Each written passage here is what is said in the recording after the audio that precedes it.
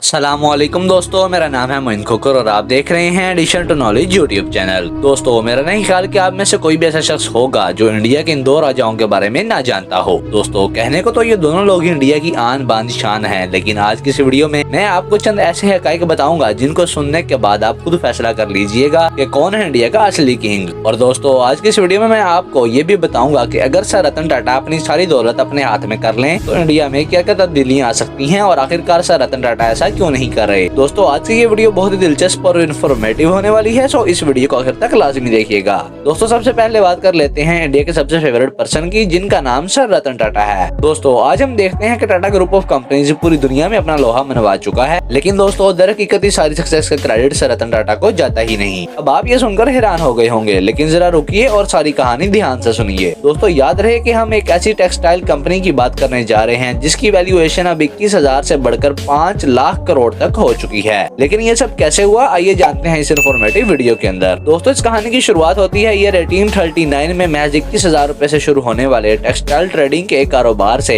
जिसकी दागबेल जमशेदजी टाटा ने डाली थी। दोस्तों, जब उन्हें इस काम में काफी फायदा हासिल हुआ तो उन्होंने नागपुर में जाकर एक टेक्सटाइल इंडस्ट्री शुरू कर दी। दोस्तों, बस फिर होना क्या था, जैसे मानसून के मौसम में खुलकर बारिशें होती हैं, ठीक उसी तरह से उन पर पैसों की बारिश हुई, जिससे वो माला माल हो गए। दोस्तों, इस सब के चलते जमशेदजी टाटा ने कुछ और बड़े प्रोजेक्ट्स को शुरू करने का सोचा, लेकिन उनकी उम्र ने उनसे वफा न की और वो इस दुनिया से चल बसे। दोस्तों, सबके बाद कंपनी की पूरी जिम्मेदारी जमशेदजी टाटा के बेटे दोराबजी टाटा पर आ गई और उन्होंने अपने वालिद के गोल को ही अपना गोल बना लिया और फिर उन्होंने आयरन एंड स्टील कंपनी और हाइड्रो इलेक्ट्रिक पावर जैसे बड़े प्रोजेक्ट्स का आगाज किया। इसी सब के चलते दोराबजी टाटा ने इंडिया का सबसे पहला इंडियन इंस्टीट्यूट ऑफ साइंस भी शुरू किया, लेकिन फिर वो एक ऐसी लाइलाज बीमारी के हत्थे चढ़ गए जिसका कोई भी इलाज नहीं होता, और वो बीमारी थी मौत। दोस्तों, दोराबजी टाटा की मौत के बाद 1938 में सारी कंपनियों की जिम्मेदारी जहांगीर टाटा पर आ गई, जिन्होंने कंपनियों की तादाद को 14 से बढ़ाकर 95 कर दिया, और साथ ही साथ उन्होंने इंडिया की सबसे पहली एयरलाइन कंपनी टाटा एयरलाइंस को भी शुरू किया, जिसे बाद में इंडियन गवर्नमेंट ने खरीद लिया और उसका नाम एयर इंडिया रख दिया। इस सारी सक्सेस के बाद जहांगीर टाटा की उम्र ने भी उनसे वफा न की और वो भी इस दुनिया से चल बसे। जहांगीर टाटा के गुजरने के बाद ये सारी जिम्मेदारी इंडिया के हर शख्स के दिलों की धड़कन सर रतन टाटा पर पड़ी, जिन्होंने अपने हार्ड वर्क और अपनी सलाहियतों के बलबूते पर टाटा ग्रुप ऑफ कंपनीज को ऐसी ऊंचाइयों पर पहुंचा दिया कि आज टाटा ग्रुप की नेटवर्थ लगभग 300 बिलियन डॉलर तक पहुंच चुकी है, जो अपने आप में ही एक बहुत बड़ी अचीवमेंट है। तो दोस्तों, उम्मीद है कि आप इस बात को समझ गए होंगे कि सर रतन टाटा को ही सारा क्रेडिट नहीं जाता, बल्कि उनके बड़ों ने भी इस ग्रुप के लिए दिन रात मेहनत की थी। वेल दोस्तों, वीडियो के एंड पर ये डिसीजन भी आप ही करिएगा कि कौन है रियल किंग, मुकेश अंबानी या फिर सर रतन टाटा। लेकिन दोस्तों, पहले वीडियो को अंत तक मुकम्मल देख लीजिएगा,